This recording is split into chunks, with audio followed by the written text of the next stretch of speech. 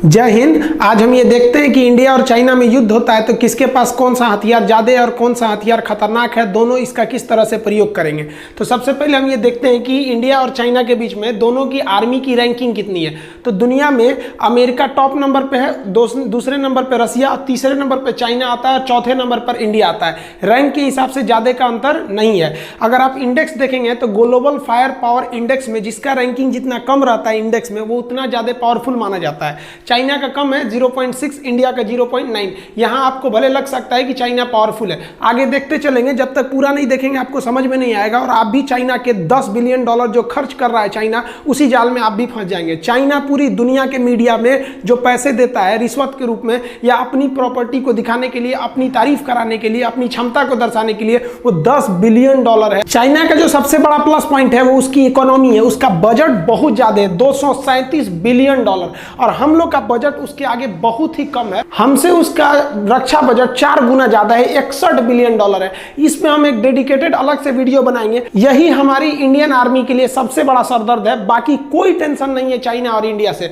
आगे देखिए, लेकिन ऐसा नहीं है कि चाइना के पास बहुत ज्यादा है, उसके पास कुछ कर्ज भी है। $1.5 ट्रिलियन उसके पास कर्ज है, विदेशी कर्ज, और भारत के पास $0.5 ट्रिलियन कर्जा है। तो उसका पैसा ज्यादा खर्चा कर रहा है 4 गुना, तो हमसे 3 गुना ज्यादा कर्जा भी ले रखा है। लेकिन चाइना का व्यापार इतना ज्यादा है कि उसके पास विदेशी मुद्रा 3000 ट्रिलियन है, और हमारे पास विदेशी मुद्रा जो है, फॉरेन मनी जो रिजर्व में रखा गया है, वो केवल 400 ट्रिलियन है। तो उसके पास व्यापार से ज्यादा फायदा होता है। लेकिन यहाँ युद्ध में हमको मेन ज्योग्राफिकली समझना है कि किसको ज्यादा बेनिफिट होने वाला है। देखिए, चाइना का ये वाला जो स्टेट है, ये तिब्बत है, इसको उसने कब्जा किया। इसकी सबसे बड़ी खराबी ये बहुत ज्यादा हाइट पे है। और ये वाला इधर वाला राज्य सिंजियांग, यहाँ पर मुस्लिम बहुल्य क्षेत्र है जिस पर चाइना काफी अत्याचार करता है, तो इधर से ज्यादा सपोर्ट मिलने वाला नहीं है। लेकिन ये तो उसके अंडर में आता है। इसकी सबसे बड़ी समस्या क्या है, यहाँ इतना भयानक हाइट है कि जहाज यहाँ उतना अच्छा से काम नहीं कर पाते हैं। अभी समझाएंगे हाइट की वजह से जहाज अच्छा क्यों नहीं काम कर पाते हैं सब। दूसरा कि चाइना को अपनी आर्मी को 2 तरह से ट्रेन करना है। एक चाइना के लिए सबसे बड़ा कंट्रोवर्सी है, उसके लिए अमेरिका। चाइना अमेरिका के लिए भी प्रिपेयर रहता है, इसलिए उस ढंग से तैयारी करता है, और इंडिया के लिए। लेकिन इंडिया अपना मेन थ्रेट चाइना को मानता है, इसलिए इसके जितने भी हथियार है वो चाइना को ध्यान में रख के किए गए। इसलिए इंडिया के हथियार आपको कम दिखेंगे क्योंकि हमारे पास सिंगल दुश्मन है। और पाकिस्तान की तो बातें छोड़िए उसको। अब चाइना के सामने क्या है, उसको कुछ अमेरिका को काउंटर के लिए हथियार रखने हैं, कुछ इंडिया के लिए। अमेरिका से लड़ना है तो एयरफोर्स नेवी से लड़ोगे, और इंडिया से लड़ना है तो फिर आर्मी से लड़ोगे। तो इसलिए उसकी संख्या ज्यादा दिखती है। ज्यादा इसलिए दिखती है, ज्यादा बवाल पाल के रखा है। अगर हम टोटल एयरक्राफ्ट की बात करें तो इधर हम चाइना का लिखते हैं, इधर इंडिया का लिख रहे हैं। चाइना के पास 3210 एयरक्राफ्ट है, हर तरह के एयरक्राफ्ट को मिला के, जबकि इंडिया के पास 2123 एयरक्राफ्ट है। तो यहाँ एयरक्राफ्ट की संख्या इंडिया के पास कम है और इसके पास ज्यादा है। लेकिन चाइना चाह के भी अपने एयरक्राफ्ट से इंडिया के लिए ज्यादा एक्शन नहीं ले सकता है, जिसके कुछ कारण है। चाइना के पास जो कॉम्बैक्ट एयरक्राफ्ट है, ये चाइना के पास सबसे बड़ा पावरफुल कॉम्बैक्ट एयरक्राफ्ट है, वो 1232 है, जबकि इंडिया के पास देखिएगा तो केवल 538 है। यहाँ चाइना के ये एयरक्राफ्ट पावरफुल भी है, नो डाउट, ये हम भी कहते हैं पावरफुल है। इंडिया के एयरक्राफ्ट भी बहुत तगड़े हैं। इधर जो आप हाल ही में राफेल आया है, ये कॉम्बैक्ट जहाज क्या होते हैं, आमने सामने लड़ाई में काम आते हैं। वो ग्राउंड पे भी हमला कर सकते हैं, सामने भी हमला कर सकते हैं। लेकिन चाइना के ये कॉम्बैक्ट एयरक्राफ्ट और इंडिया के एयरक्राफ्ट में सब बहुत ज्यादा हथियार भर जाते हैं, जिस वजह से इसका वजन बहुत भारी हो जाता है। लेकिन चाइना का ऊपर जो इंडिया से सटने वाला तिब्बत का एरिया है, वो 4000 से 5000 मीटर की ऊंचाई पर है। वो ऑलरेडी उतनी ऊंचाई पर है, उसके बाद से जहाज को ऊंचा जाना है 5000 मीटर। और अब इतनी हाइट पे जाने की वजह से इसमें जेट इंजन लगा रहता है। और जेट इंजन की खासियत क्या होती है कि उसे ऑक्सीजन चाहिए, बिना ऑक्सीजन के उसका अंदर का पेट्रोल जलेगा ही नहीं। वो रॉकेट इंजन थोड़ी है जो अंतरिक्ष में चला जाए। जेट इंजन को ऑक्सीजन चाहिए, और ये जमीन खुद ही 5000 मीटर की ऊंचाई पर है, और 5000 और जाइएगा तो उतने ऊंचाई पर ऑक्सीजन लेवल बहुत ही घट जाता है, जिस वजह से उसकी इंजन की क्षमता घट जाती है। अब इंजन की क्षमता घट जाएगी तो आप चाह के भी आपकी ये 4थी पीढ़ी का जहाज और 5वीं पीढ़ी का जहाज किसी काम का नहीं रह गया। मान के चलिए कि आपकी क्षमता बहुत ज्यादा है, लेकिन ऑक्सीजन की कमी से आपका इंजन ही काम करना छोड़ देगा, जिस वजह से आप चाह के भी ज्यादा हथियार नहीं ले सकते हैं, ज्यादा हाइट पे नहीं जा सकते। सकते हैं। और अब तो उतना पार करके अगर आप आइएगा इंडिया की ओर, तो एक तो पहले ही आप तो कम लोड उठाए ही थे, रास्ते में भी आपका कुछ फ्यूल खत्म होगा। अब इंडिया की ओर ऐसे कोई पहाड़ वगैरह नहीं है, यहाँ की जो एयरफोर्स है वो भूखे मुंह बैठी हुई है। आइए, ये फुल कॉम्पैक्ट कैपेसिटी के साथ अपने थर्ड और फोर्थ जनरेशन के साथ ही आपके फिफ्थ जनरेशन की जहाजों की तुलना कर सकते हैं। तो यहाँ ज्योग्राफिकली ड्रॉबैक चाइना के साथ बहुत बड़ा है, ये उसके लिए सबसे बड़ा सरदर्द है। चाइना के पास जो अटैक एयरक्राफ्ट है ये काफी तगड़े हैं। इसका जो J-20 एयरक्राफ्ट है 5वीं पीढ़ी का, बहुत ही तगड़ा है। वो एक साथ 12 टारगेटों पर हमला कर सकता है, जबकि भारत का अटैक एयरक्राफ्ट सुखोई एक साथ 16 टारगेट पर हमला कर सकता है। ये 16 का 16 मारेगा। और ये चाइना के साथ यहाँ फिर एक समस्या ये हो जाती है कि चाइना को तिब्बत पार करके आना है, उसके बाद वो इंडिया पहुंचेगा।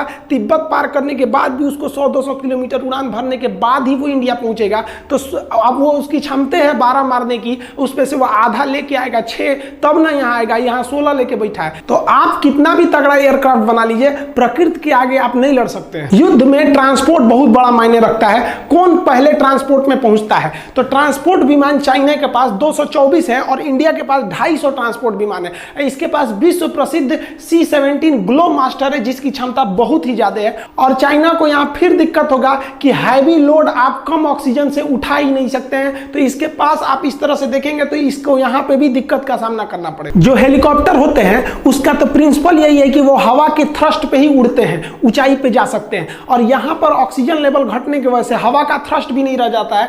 और चाइनीज हेलीकॉप्टर की संख्या ज्यादा है, 911 है, और इंडिया के पास केवल 722 हेलीकॉप्टर है। लेकिन यहाँ इंडिया भारी पड़ेगा, क्योंकि इंडिया के पास 2 बहुत ही घातक हेलीकॉप्टर है, जो मतलब बहुत हैवी हेलीकॉप्टर है। एक Mi-17 V5 और दूसरा चिनूक आ गया है। चिनूक के पास डबल डिस्क है। हेलीकॉप्टर के डायना को डिस्क कहते हैं। ये डबल डिस्क है, इसकी सर्विस सीलिंग ज्यादा है, लोड कैपेसिटी भी ज्यादा है। डिस्क मतलब डायना, सर्विस सीलिंग मतलब ज्यादा हाइट पे जा सकता है, क्योंकि 2-2 डायना है इसके पास, और ज्यादा चीजों को ये उठा सकता है एक ही बार में। जबकि चाइना के हेलीकॉप्टर के पास सर्विस सीलिंग की क्षमता कम है, क्योंकि इनके पास अधिकांश हेलीकॉप्टर सिंगल डिस्क के ही है। आर्मी को बढ़त देने के लिए अटैक हेलीकॉप्टर काफी जरूरी होते हैं। चाइना के Y-20 हेलीकॉप्टर जो है, उनके पास अटैक हेलीकॉप्टर 281 अटैक हेलीकॉप्टर है, जबकि भारत के पास महज 23 अटैक हेलीकॉप्टर है। लेकिन इस अटैक हेलीकॉप्टर के साथ Mi-24 और अपाचे हेलीकॉप्टर को शामिल करने के बाद भारतीय एयरफोर्स का अपाचे हेलीकॉप्टर विश्व प्रसिद्ध है। इसने कई युद्धों में अपनी जंग को दिखाया है, जबकि चाइनीज हेलीकॉप्टर अभी किसी भी लड़ाई को नहीं लड़े हैं। एक बात बताइए, आप खूब अच्छे से एग्जाम की तैयारी कर लीजिए, जगह जगह टेस्ट माराइए, इस कोचिंग में उस कोचिंग में टेस्ट दे दीजिए, लेकिन क्या आप गारंटी दे सकते हैं कि आप एग्जाम में पास होइएगा? देखिए, टेस्ट देना अलग होता है, प्रैक्टिस देना अलग होता है, लेकिन एग्जाम को सॉल्व करना अलग होता है। तो इन हेलीकॉप्टरों को युद्ध लड़ने का कोई अनुभव नहीं है, जबकि अमेरिका से आयातित ये Apache helicopter Afghanistan, Iraq, Libya, Syria हर जगह अपनी काबिलियत को दर्शा चुके हैं। दूसरा, इस हेलीकॉप्टर के अंदर सर्विस सीलिंग ज्यादा है, और इसका जो एमुनिशन, जो आगे गनर हथियार होता है, वो पायलट के डायरेक्ट आंख से अटैच होता है। जिधर पायलट देखेगा, इसका जो बंदूक है वो उधर ही घूम जाता है, निशाना लगाने की जरूरत नहीं है। अगला एक और चीज कि ये 9mm की बंदूक की गोली को भी झेल सकता है, और इसमें जो हॉट स्पॉट यानी मिसाइलों को लगाने की जगह है, ये इससे 3 गुना ज्यादा है। यानी हेलीकॉप्टर के मामले में अभी पूरी दुनिया में अपाची के आगे कोई नहीं टिक सकता है। और ये जो अपाची है, ये एकदम नीचे नीचे उड़ान भर सकता है, जिस वजह से ये रडार में भी नहीं आएगा, और ये क्षमता इसके पास नहीं है। ओवरऑल चाइनीज जो एयरफोर्स है वो संख्या में आगे है, लेकिन उसके सामने एक प्राकृतिक समस्या, दूसरी उसकी टेक्नोलॉजी वर्ल्ड लेवल की नहीं है। हमारे पास कम ही है, लेकिन टेक्नोलॉजी ज्यादा है। और वैसे भी चाइनीज सामानों पे कितना भरोसा करते हैं, सोच रहा चल गया तो चांद तक, नहीं चला तो शाम तक। अब बात करते हैं थल सेना की आर्मी के बारे में। तो जो टैंक्स हैं, देखिए चाइना के पास बहुत ही ज्यादा मात्रा में टैंक है, 35,000 टैंक है, लेकिन इसमें से आधे से ज्यादा ओल्ड डेटेड टैंक है, और चाइना का एरिया बहुत ही ज्यादा है, जिस वजह से उसको टैंक की ज्यादा जरूरत है। अब एक बात बताइए, भारत और चाइना की जहां भी सीमा लगती है वहां से पूरा पहाड़ है, ये पहाड़ पे टैंक चढ़ेगा यहाँ पे, तो इसकी ज्यादा जरूरत नहीं लड़ाई में दिखेगी। आप देखे होंगे आर्मी भी जो पहुंच रही है, तो ज्यादा टैंक लेके नहीं पहुंच रही है वहां पर बॉर्डर पे, चाहे गलवान घाटी हो या लद्दाख का एरिया हो या सिक्किम हो या अरुणाचल प्रदेश हो। और इंडिया के पास जो T-90 टैंक है, ये पूरे वर्ल्ड का बेस्ट टैंक है। अमेरिका का अब्राहम और यहाँ का T-90, भीष्म, T-72 और अर्जुन टैंक जैसे भारत के पास बहुत ही घातक टैंक है, वो 4000 की संख्या में टैंक है। इन टैंक की सबसे बड़ी जो खासियत है, इनमें इंफ्रारेड अपर्चर रडार है, ये छुप सकते हैं। दूसरा, इनमें जो टारगेट सेंसर सिस्टम दिया है कि एक बार अगर दुश्मन को टारगेट को सेट कर दिया गया, इसके जो ये बैरल जो नली है, तो उसके बाद से टैंक चलती भी रहेगी, जर्क करेगी, हवा में कूद जाएगी, तो उससे उस टारगेट को कोई फर्क नहीं पड़ता, वो अपना अपना एडजस्ट कर लेगा। इसका मतलब ये हुआ कि इसका जो टारगेट है एकदम पिन पॉइंट है। लेकिन यहाँ इंडिया और चाइना दोनों के टैंक ज़्यादा काम नहीं आएंगे।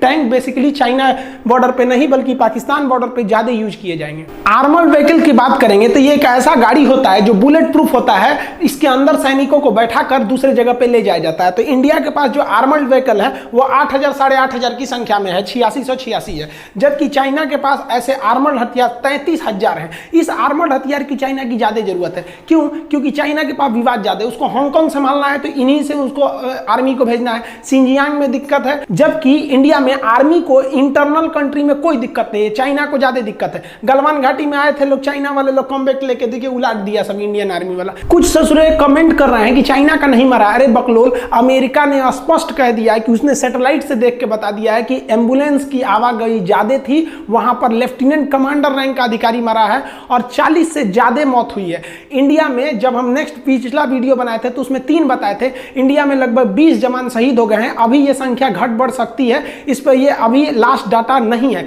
लेकिन चाइना का खुद का न्यूज ने क्या कहा है कि चाइनीज सोल्जर को भी काफी ज्यादा कैजुअलिटी उठानी पड़ी है। हम इस बात को स्वीकार करते हैं, लेकिन ये नंबर नहीं बताएंगे क्योंकि इससे हमारे देश के अंदर लोगों के अंदर एक अलग सी भावना आ जाएगी। इसका मतलब आपके अंदर ज्यादा मरे हैं लोग, तभी आपकी आर्मी लोग पूछेंगे आपसे। सेल्फ प्रोपेल गन वो होते हैं जिनके अंदर ऑटोमेटिक कैनन यानी बारूद को लोड करके हमला किया जाता है। चाइना के पास लगभग 3800 सेल्फ प्रोपेल गन है, जबकि इंडिया के पास में है 250 है। लेकिन हम आपको पहले भी बताएं कि पहाड़ी लड़ाई में ना टैंक काम आते हैं, ये सब काम नहीं आते। हाँ, तोप काम आ सकते हैं, रॉकेट काम आ सकते हैं, हेलीकॉप्टर काम आ सकते हैं, फाइटर, लेकिन ये सब उतने काम नहीं आएंगे। ये सब पाकिस्तान के लिए है सर। पाकिस्तान अब वैसे भी नहीं लड़ेगा हम लोग से। देखिए भारत की समझदारी देखिए, पहाड़ों पर तोप ज्यादा काम आते हैं जिसे हम फील्ड आर्टिलरी या फिर तोप कैनन कहते हैं। चाइना के पास 3600 ऐसे तोप हैं, जबकि भारत के पास 4000 हैं। तो देखिए भारत अपने जरूरत की चीज को रखा है क्योंकि उसे पता है कि पहाड़ों पर यही काम आएंगे। और भारत सरकार इतना बेहतरीन डिसीजन लिया था कि पहाड़ों पर इनको लेके कैसे जाइएगा उतनी ऊंचाई पर। तो हम जो आपको चिनूक हेलीकॉप्टर दिखाए, इस चिनूक हेलीकॉप्टर से इन फील्ड आर्टिलरी गन को उठा के आप कहीं भी रख सकते हैं। तो ये प्लस पॉइंट है हमारे लिए। पहाड़ों पर रॉकेट लॉन्चर बहुत काम आएंगे। यहाँ चाइना को बेनिफिट है कि उसके पास 2650 ऐसे मल्टी बैरल रॉकेट लॉन्चर है जो एक साथ मिसाइलों को, रॉकेटों को दाग सकते हैं। जबकि भारत के पास भी है, भारत के पास Pinaka multi barrel rocket launcher है, लेकिन इसकी संख्या महज 266 है। यहाँ भारत को एक निगेटिव स्थिति का सामना करना पड़ेगा। मीडिया के द्वारा, फेसबुक के द्वारा आपके ऊपर एक दबाव बनाया जाता है कि चाइना बहुत खतरनाक है, उसकी आर्मी ज्यादा है, घंटा आगे है। देखिए कैसे चाइना के पास जो एक्टिव आर्मी है वो 21 लाख है। आपको यह संख्या जरूर ज्यादा लगेगा, लेकिन भारत के पास एक्टिव आर्मी 14 लाख है। तो आप कहेंगे 14 लाख, ये 21 लाख। चाइना के पास जो रिजर्व आर्मी रखी गई है वो 5 लाख रखी गई है। तो 21 5 कितना हुआ? 26। और भारत के पास जो रिजर्व में रखा गया है फौजियों को वो 21 लाख है। 14 लाख उधर, 21 लाख इधर, टोटल 35 लाख हो गई। पूरी दुनिया में सबसे बड़ी स्टैंडिंग आर्मी भारत की है। लेकिन आपको कभी यह एहसास नहीं होने दिया जाता है क्योंकि चाइना $10 बिलियन खर्च करता है। आप कभी भी फेसबुक, व्हाट्सएप इस सब पे चाइना की कोई बुराई नहीं सुन सकते। चाइना को पता है उसकी हकीकत, इसलिए वहां के लोगों को फेसबुक, व्हाट्सएप ये सब इस्तेमाल करने पर बैन है क्योंकि उनके जितना भी प्रचार कर रहे हैं वो सारे उजागर हो जाएगा। देखिए नेवी की बात करते हैं तो जो चाइना के पास फ्लीट यानी जहाजों का बेड़ा है वो 750 जहाजों का पूरा फ्लीट है, जबकि भारत के पास 285 जहाजों का फ्लीट है। आप कहेंगे यहाँ तो चाइना को प्रॉफिट है, नहीं प्रॉफिट है। वो दक्षिणी चीन सागर को छोड़कर नहीं हट सकता है क्योंकि वहां छोड़ेगा तो उसके विरोधी सब वहां पे चढ़ जाएंगे। और भारत का हिंद महासागर में कोई विरोधी नहीं है और ना ही किसी की औकात है जो भारत से लड़ सके। चाइना के पास अभी 2 एयरक्राफ्ट कैरियर है। ये एयरक्राफ्ट कैरियर इतने बड़े होते हैं कि इस पे जहाजें उतर सकती हैं। ये आपको संख्या में ज्यादा लगेगा, ये नए अभी शामिल किया है। और हम लोग अपने सेना में से 3-3 ठो एयरक्राफ्ट कैरियर रिटायर कर दिए। अतः चाइना को इन एयरक्राफ्ट कैरियर के यूज करने का कोई एक्सपीरियंस नहीं है। और हमने 1971 में पाकिस्तान का वीडियो बनाया, आप देखिएगा कितने खतरनाक था हमारा विक्रांत। फिलहाल हमारे पास एक एयरक्राफ्ट कैरियर है, लेकिन ये इन दोनों पर भारी पड़ेगा क्योंकि ये रूस का बना हुआ है। विक्रमादित्य काफी शक्तिशाली है और हम लोगों को नेवी का एक बहुत बड़ा एक्सपीरियंस है।